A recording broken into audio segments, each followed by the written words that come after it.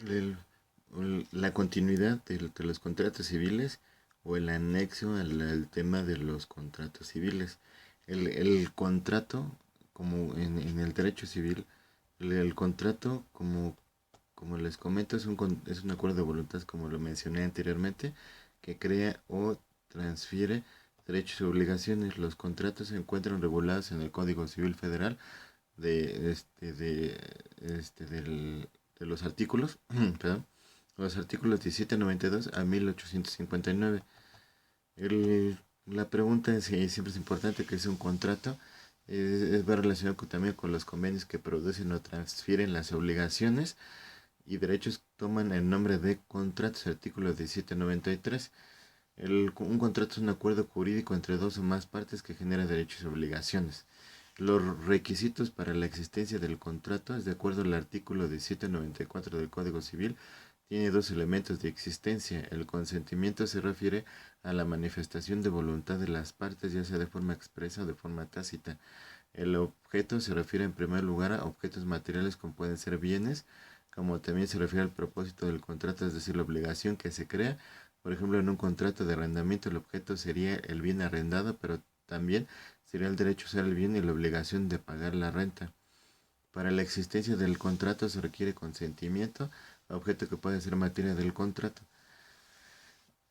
Los elementos los elementos de validez del contrato, los elementos de validez se obtienen de la interpretación en sentido contrario del artículo 1795 del Código Civil Federal, y estas son la capacidad que va relacionada a los elementos de la validez del contrato, en la capacidad de las partes, el consentimiento libre de vicios, es decir, circunstancias que no permiten que la persona esté de manera libre de acuerdo con la suscripción del contrato. Un objeto lícito legal que no sea contrario a la ley, que no sea un delito o que no esté prohibido.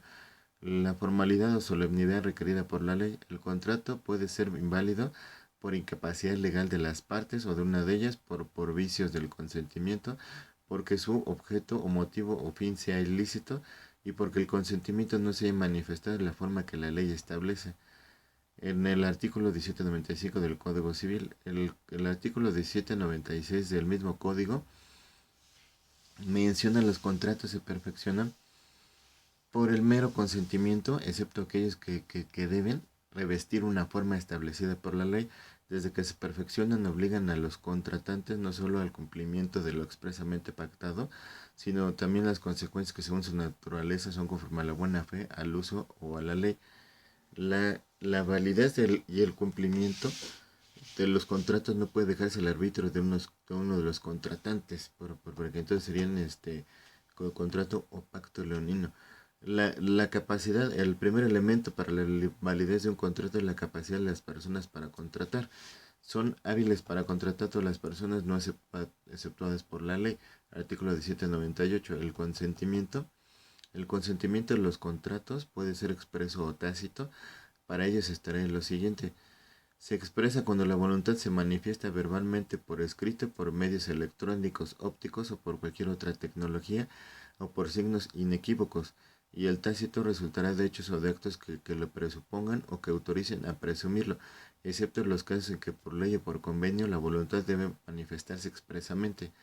En el artículo 1803 del Código Civil, en cuanto a los vicios del consentimiento, habrá que tener en cuenta lo que se establece en el Código Civil Federal, como lo mencioné anteriormente, los artículos 1812 a 1823.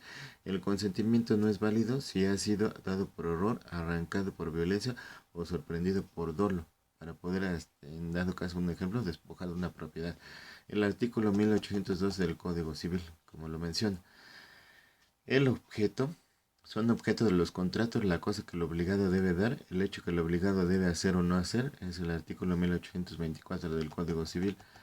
La cosa objeto del contrato debe existir en la naturaleza, ser determinado o determinable en cuanto a su especie y estar en el comercio, artículo 1825 del mencionado Código Civil, además de lo establecido en el artículo 1825, el objeto del contrato debe ser lícito y posible, el hecho positivo o negativo objeto del contrato debe ser posible, lícito, artículo 1827 del Código Civil. En la forma se menciona en los contratos civiles cada uno se obliga en los términos que aparezca que quiso obligarse, sin que para la validez del contrato se requieran formalidades determinadas fuera de los casos expresamente designados por la ley. Artículo 1832 del Código Civil. Las formalidades exigidas por la ley para un contrato determinará su validez cuando la ley exija determinada forma para un contrato, mientras que éste no revista esa forma no será válido, salvo disposición en contrario, pero si la voluntad de las partes para celebrarlo consta de una manera fehaciente, cualquiera de ellas puede exigir que se le dé el contrato de la forma legal. El artículo 1833 del Código Civil, tipos o división de los contratos. De la forma consensual, formal o solemne, los contratos por la forma en que se perfeccionan se clasifican en consensuales, los que no requieren más que el consentimiento, formales, aquellos que se perfeccionan por escrito, y solemnes, estos últimos requieren una formalidad específica. Por lo general, el contrato solemne por excelencia es el matrimonio, unilateral o bilateral. Los contratos no necesariamente obligan a ambas partes. Cuando solo una de las partes obliga se conoce como unilateral, en oposición a los bilaterales, cuando las obligaciones que son para todas las partes. El contrato es unilateral cuando una sola de las partes se obliga hacia la otra sin que ésta le quede obligada. Artículo 1835 del Código Civil. El contrato es bilateral cuando las partes se obligan recíprocamente. Artículo 1836 del Código Civil.